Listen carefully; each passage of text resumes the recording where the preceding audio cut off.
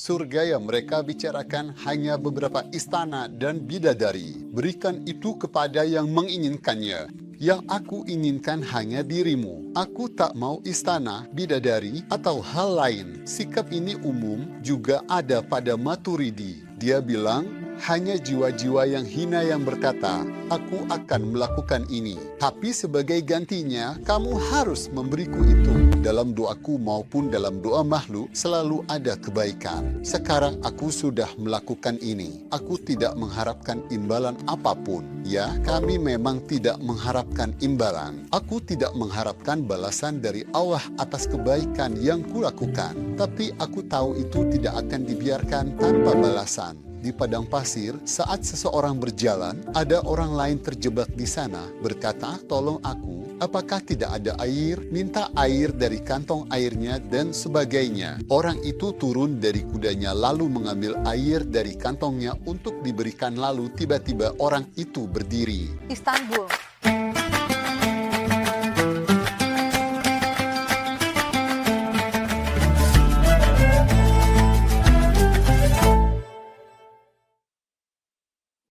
Salam untuk semua penonton dari Sekolah Istanbul. Hari ini, dalam konteks ayat ke-16 surah Luqman, kita akan membahas tentang kebaikan dan orang-orang baik. Tamu kita hari ini adalah Profesor Dr. Saban Ali Duzgun. Halo Guru. Shanwo. Profesor, hari ini kami ingin membahas sebuah konsep yang sangat mendasar. Kami ingin berbicara tentang kebaikan dan orang baik. Ini merupakan konsep yang sering disebutkan dalam Al-Quran. Kita menempatkannya di pusat kehidupan. Perluas maknanya. Bagaimana seharusnya konsep ini menempati posisi dalam hidup kita? Ya, ini adalah salah satu istilah kunci dalam Al-Quran. Karena ini adalah istilah utama yang menjadi dasar kehidupan. Menciptakan keberadaan karena itu adalah kebaikan. Allah menciptakan karena itu adalah sesuatu yang baik. Bahkan, ini adalah titik awal utama dalam filsafat. Jadi, ini salah satu jawaban atas pertanyaan mengapa ada keberadaan, bukan ketiadaan. Karena menciptakan itu kebaikan. Dia melakukannya karena itu sesuatu yang baik. Oleh karena itu, segala sesuatu yang tersentuh oleh kebaikan juga menjadi baik. Secara alami, inilah yang diharapkan. Ini adalah kondisi kebaikan yang berkaitan dengan struktur dan ontologi keberadaan. Selain itu, kita juga membicarakan kebaikan moral, yaitu kebaikan yang terwujud melalui tindakan manusia. Kebaikan yang akan terjadi jika dilakukan. Dan ada juga kebalikannya. Ada juga kejahatan yang terwujud dan menjadi nyata melalui perbuatan manusia. Oleh karena itu, di dunia ini juga ada orang-orang baik. Dalam Al-Quran mereka disebut sebagai para pendukung Allah. Kita melihat orang mengejar kebaikan, juga mengejar kejahatan. Mereka mengejar kejahatan disebut pendukung setan. Hizbush memberi nama setan. Sebenarnya, ini adalah sebuah penamaan yang sangat menyakitkan. Maksudnya, seseorang bisa melakukan kejahatan, tapi kemudian ia bisa menyesalinya. Ia akan berkata, bagaimana aku melakukan ini? Tapi tidak, dia sama sekali tidak menyesal. Jika dia terus-menerus melakukan kejahatan itu secara sistematis, Al-Quran mengatakan kamu sudah berpihak pada setan. Kamu adalah hizbus syaitan, kamu di pihak setan. Kadang, bukan hanya berpihak, tapi benar-benar dilabeli setan itu sendiri, dan kita bisa melihat contohnya, perang, genosida, dan sebagainya. Jadi, bagian tentang kejahatan ini penting dalam kaitannya dengan kebaikan pada titik ini. Maksudnya, memperbesar kebaikan, dengan tetap berada di satu titik dan membuat semua orang memperbesar dan mewujudkan kebaikan itu. Kejahatan punya nilai seperti ini. Syarat utama bagi seseorang yang telah berbuat jahat untuk menghilangkan kejahatannya adalah dengan berbuat baik. Jadi, salah satu faktor yang mendorong kita untuk memperbesar kebaikan adalah hal ini. Karena kita pernah berbuat jahat, apakah manusia bisa berbuat jahat? Kita manusia bisa terjadi. Apa kita katakan? Jangan ulangi atau biasakan. Kita pernah berbuat jahat dengan perbuatan dan ucapan. Bila kamu berbuat baik akan menghapusnya. Ini disebutkan di surah Hud. Innal hasanat, kebaikan yang kamu lakukan, yusib nasiat, akan menghapus kejahatan yang telah kamu lakukan. Jadi, sistem penebusan dibangun bukan hanya atas dasar melakukan sesuatu, tapi juga atas penghapusan kesalahan. Anda melakukannya dengan sangat indah. Namun pada saat yang sama, apa yang kamu lakukan juga menghapus kejahatan yang sudah ada. Al-Quran menjanjikan keuntungan ganda.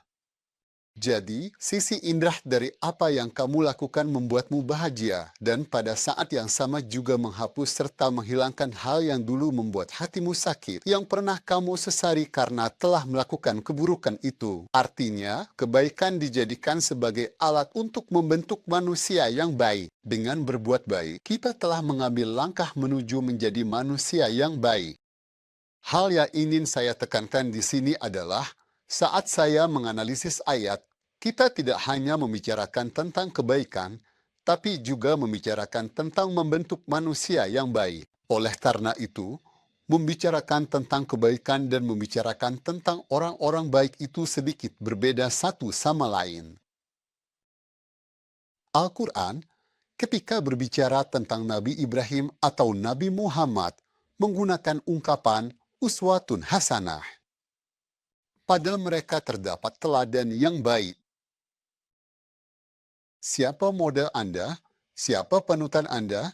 Siapa prototipe Anda? Ketika mereka bertanya seperti itu, atau coba tanyakan pada anak muda, siapa panutanmu? Dia pasti akan menyebutkan seseorang kepada Anda. Pasti ada seseorang di benaknya. Bisa jadi seniman, artis, atau pemikir. Pemain sepak bola dijadikan contoh, ya, bisa saja. Uswatun hasanatun. Oke, kamu punya teladan. Kamu punya panutan, tapi apakah itu panutan yang baik? Al-Quran memberikan nilai tambah pada hal itu. Artinya model dasar. Tapi apakah itu hasanatul? Maksudnya, apakah benar-benar itu model yang akan membawa kamu pada kebaikan, keindahan, dan hal-hal yang estetis? Kita diminta lihat terpisah keunggulanmu perbuatan baik. Jadi, yang baik-baik benar-benar ditekankan di sini. Orang-orang baik. Bukan hanya kebaikan saja. Mari kita baca ayatnya bersama-sama. Setelah itu, mengapa Al-Quran menekankan hal ini? Seperti yang disebutkan dalam surah Luqman ayat 16, Luqman adalah sosok yang disebutkan dalam Al-Quran. Para ulama hampir sepakat bahwa beliau bukan seorang nabi. Jadi, seseorang yang disebutkan dalam Al-Quran, tapi bukan nabi. Sebenarnya ini adalah hal yang besar. Artinya, sebuah kata yang menjadi janji para nabi, bahkan menjadi inti dari pesan para nabi, yaitu istilah kebaikan diucapkan oleh seorang manusia, bukan nabi, seorang manusia. Kita sebut saja dia seorang tabib besar, seorang hakim, maksudnya, seorang pemikir. Dia mengatakan sesuatu dan Al-Quran mengambilnya. Orang itu diperlakukan seolah-olah seorang nabi yang berbicara, seolah-olah dia menerima wahyu, menerima pesan, dan apa yang diucapkannya dicatat serta diumumkan kepada seluruh umat manusia. Apa yang dikatakan Luqman? Apa yang dikatakan Luqman, khususnya tentang bagaimana seorang bijak menuntun, membimbing, membuka jalan, dan memberi pengetahuan kepada yang lebih muda. Luqman adalah sosok seperti itu. Seorang tokoh seperti itu, dan ayat Al-Quran pada ayat ke-16 mengatakan, "Wahai anakku," katanya. Sesuatu yang seberat biji sawi saja, maksudnya sebenarnya itu hampir tidak punya berat sama sekali. Benar-benar tidak ada beratnya. Jika kamu melakukan suatu kebaikan, meskipun kebaikan itu berada di padang pasir, di dalam celah batu. Itu tidak terlihat maksudnya. Bayangkan saja di suatu tempat, misalnya di dalam gua, di balik batu besar di dunia yang luas ini. Jadi, para penonton bisa mengingatnya dari tempat berkubah di dalam Masjid Al-Aqsa yang kita sebut Qubbatus Sahra. Sahra itu artinya batu. Meskipun kebaikan itu berada di celah batu itu, di langit, di suatu tempat di angkasa, atau di mana saja di bumi, yang penting kamu berbuat baik. Dimanapun kamu melakukannya, dimanapun kamu meletakkan kebaikan itu. Seperti yang sering dikatakan, berbuatlah kebaikan, lalu lemparkan ke laut. Kalau ikan tidak tahu, Sang Pencipta tahu. Jadi, kalau ikan tidak tahu, Allah tahu. Sekarang, ini adalah motivasi yang luar biasa.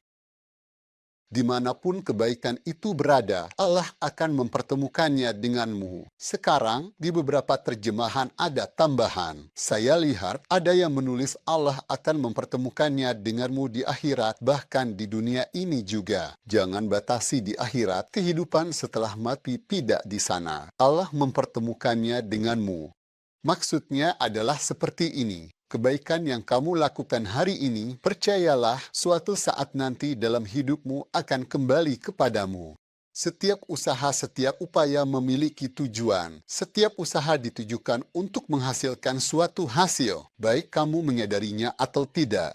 Sudut pandang kami adalah seperti ini. Maksud saya, secara umum seharusnya begitu. Jangan bilang seperti ini mutlak. Menurut saya, itu tepat. Contohnya, saya katakan, ketika Nabi Yusuf dipisahkan dari ayahnya Yakub oleh saudara-saudaranya.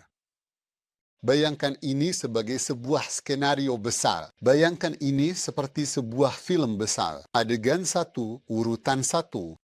Ayo ajak adik-adik berburu bersama kita ayah. Ketika mereka berkata, serahkan Yusuf kepada kami, niat mereka sudah jelas. Ayahnya sama sekali tidak tahu apa-apa. Yusuf pun tidak tahu apa-apa.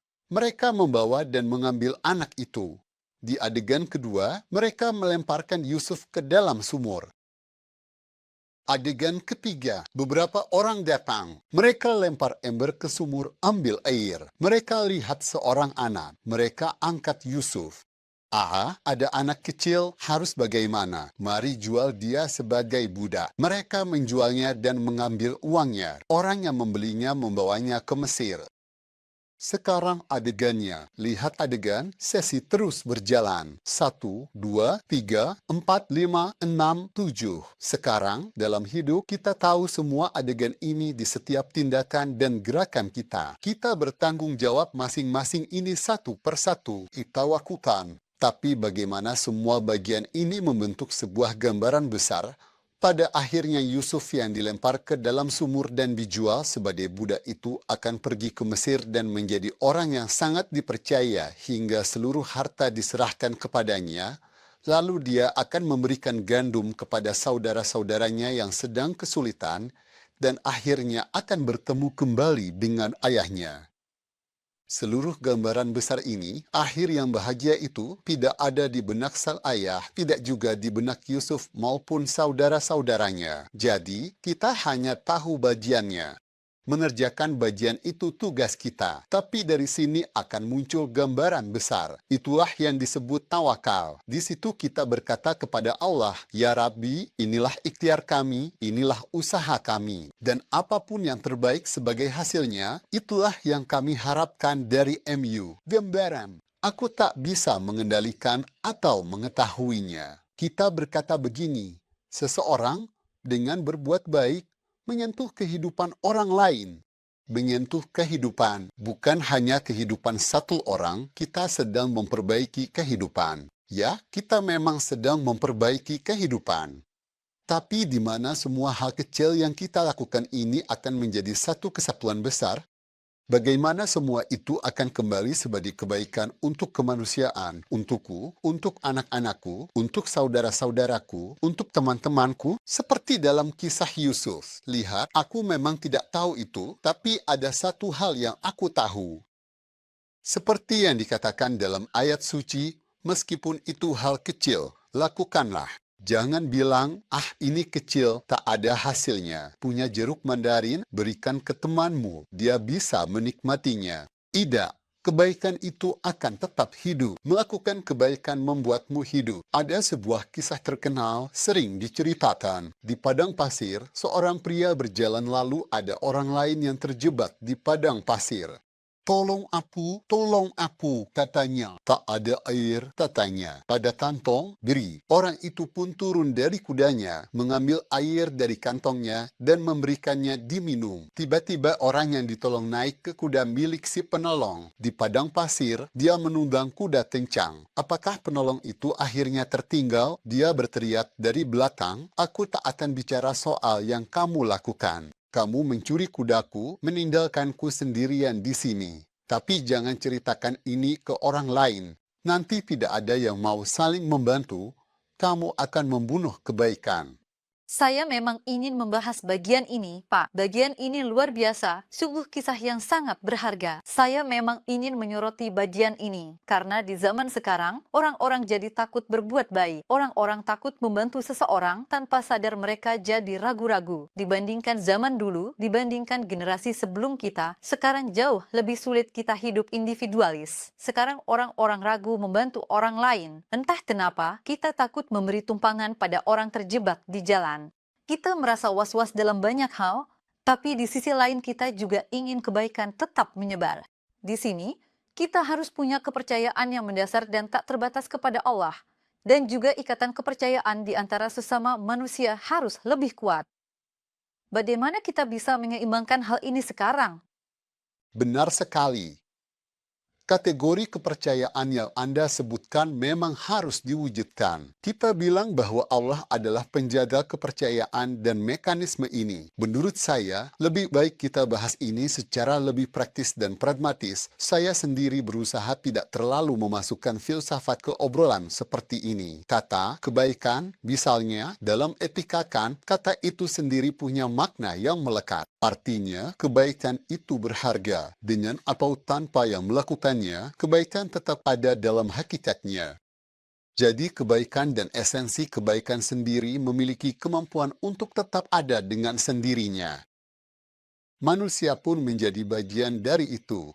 Bukan karena mengharapkan imbalan atau hadiah, tapi semata karena ia adalah manusia. Sama seperti kebaikan ada karena baik, kamu pun karena kamu manusia ini menjadi kategoris imperatif wajib. Ini yang harus kamu lakukan. Kamu akan melakukannya karena kamu manusia. Dia benar, memang begitu. Mungkin ini pernah kita bahas di obrolan sebelumnya. Saya biasanya memberi contoh seperti ini. Di tengah gelapnya malam, kita menuntun seorang saudara tunanetra menyeberang jalan. Tunanetra itu tidak bisa melihat saya, siapa yang berbuat baik padanya. Dia tidak melihatnya, tidak ada orang lain yang melihat juga, tapi saya yang melakukan kebaikan itu. Saya sadar dalam diri saya dan hakikat keberadaan ada kebaikan. Sekarang saya sudah melakukannya. Saya tidak mengharapkan imbalan apapun. Ya, kami memang tidak mengharapkan imbalan. Saya tidak mengharapkan balasan Allah atas kebaikan. Tapi saya tahu itu tidak akan dibiarkan tanpa balasan. Inilah bedanya mengharapkan balasan dan tahu itu tidak akan dibiarkan tanpa balasan. Kita tidak mengharapkan balasan, tapi Allah tidak akan membiarkannya tanpa balasan. Selain itu, nama-nama yang dipilih Allah di akhir ayat-ayat sebagai penutup dalam Al-Quran adalah nama-nama yang selaras dengan isi ayat tersebut. Sekarang, bahkan jika kebaikan kecil yang kamu lakukan berada di celah batu, di ruang kosong di langit, atau di dasar manapun di bumi, kebaikan itu pasti akan kembali kepadamu. Setelah mengatakan itu, Allah berfirman bahwa Dia adalah yang maha lembut dan maha mengetahui. Latifun Habir. Habir berarti tidak ada satupun yang luput darinya. Dia mengetahui segala sesuatu. Dia benar-benar ahli dalam segala hal. Artinya, dimanapun kebaikan itu berada, dia pasti menemukannya. Di mana letak kebaikan itu? Ada cabang ilmu yang disebut remote sensing, yaitu merasakan dan mengukur dari jarak jauh. Ilmu ini diajarkan oleh seorang ahli kimia asal Mesir yang juga melatih para astronot yang pergi ke luar angkasa. Pada saat yang sama, dia berkata, "Tunjukkan padaku satu tempat di padang pasir, berapa banyak butir pasir yang ada di sana." Biar aku yang menghitung butir-butir pasir itu untukmu. Berapa banyak pasir yang ada? Remote sensing. Di sini juga Allah Ta'ala berkata demikian. Kalian cukup melakukan satu kebaikan, letakkan di suatu tempat, aku akan menemukannya dan menampilkannya di hadapan kalian. Karena pernah berbuat baik, saya hadir. Tapi ada bagian keduanya, saya manis. Apa artinya? Andai kalian tahu balasan kebaikan kecil kalian. Dia berkata, aku, Al-Latis, akan melimpahkan karuniaku. Itulah sebabnya kita tidak perlu menghitung-hitung atau memperhitungkan. Dengan kata lain, Al-Quran menjanjikan pahala yang tiada henti untuk amal saleh seperti itu. Seperti yang saya bilang, kita tidak mengharapkan pahala itu. Tapi dia mengatakan bahwa dia tidak akan membiarkannya tanpa balasan. Budaya kita adalah budaya seperti ini. Seperti kata Yunus Emre, surga yang mereka bicarakan hanyalah 3 atau 5 istana dan bidadari. Berikan itu pada yang menginginkan. Yang aku butuhkan hanya engkau. Sekarang dia bilang, aku tidak mau istana, tidak mau bidadari, tidak mau yang lain. Sebenarnya ini adalah sikap umum. Maturidi juga mengatakan hal yang sama. Dia bilang hanya jiwa-jiwa hina, jiwa-jiwa sengsara yang berkata, aku akan melakukan ini. Tapi sebagai gantinya, kamu harus memberiku ini. Lihatlah, ini hal yang sangat berat. Hanya jiwa-jiwa yang hina, hanya orang-orang yang sengsara yang bisa berkata, aku mengharapkan imbalan. Orang yang berharap imbalan seperti rentenir. Ya, benar sekali orang yang mengharapkan imbalan bahkan ingin imbalan yang lebih besar, bukan begitu rentenir? Maksudnya, aku kasih 1 rupiah, kembalikan 10 rupiah. Aku sudah berbuat baik, ya Allah, berikan aku ini dan itu, ya Allah. Nabi kita pernah bercanda di antara para sahabat. Orang tua tidak akan bisa masuk surga. Semua orang langsung terkejut. Ya Rasulullah, mereka benar-benar sedih. Ya Rasulullah, kita tidak sepakat. Rasulullah berkata begitu. Mereka benar-benar sangat sedih.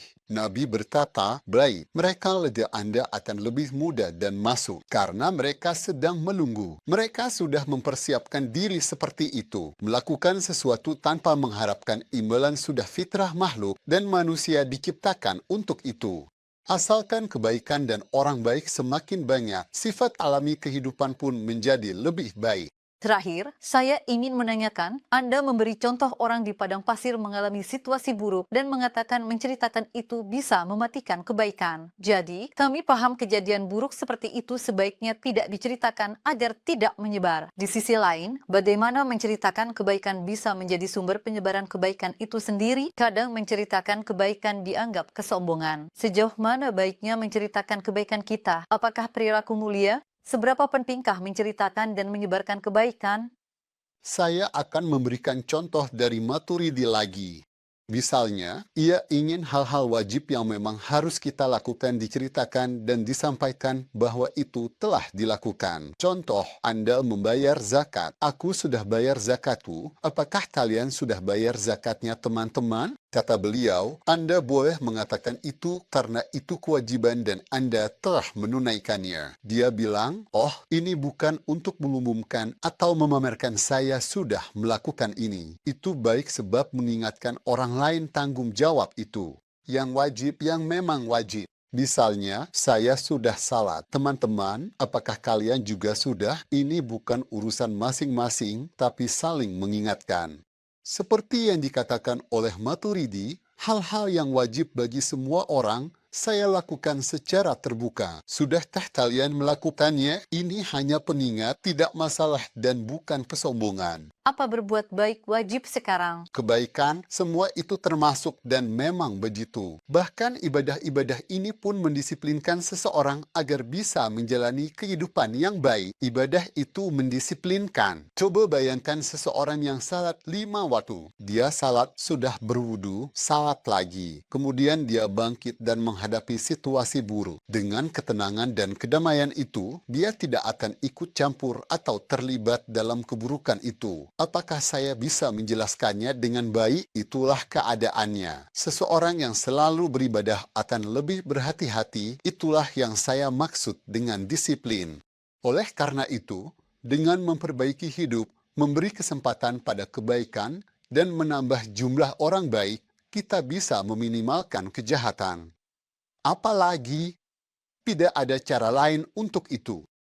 Dengan berbagi, kita jadi perantara kebaikan. Terima kasih Pak atas info Anda. Saya berterima kasih. Pemirsa, kita membahas kebaikan orang baik. Sampai jumpa di episode berikutnya. Selamat tinggal.